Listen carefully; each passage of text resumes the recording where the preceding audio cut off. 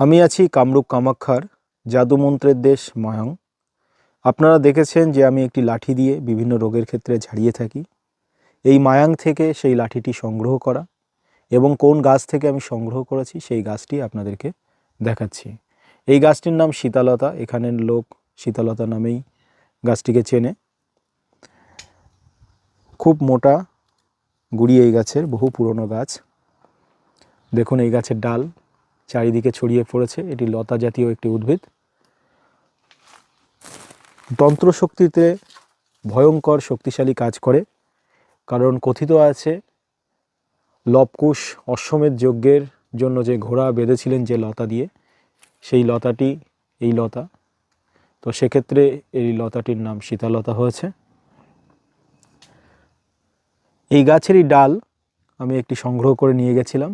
এই মায়ান পাহাড়ে প্রচুর গাছ আছে, তবে সব জায়গা থেকে আপনি ইচ্ছা করলে নিতে পারবেন না, কারণ ফরেস্ট অফিসাররা এটাকে গার্ড দেয় জঙ্গলটাকে। তো সেক্ষেত্রে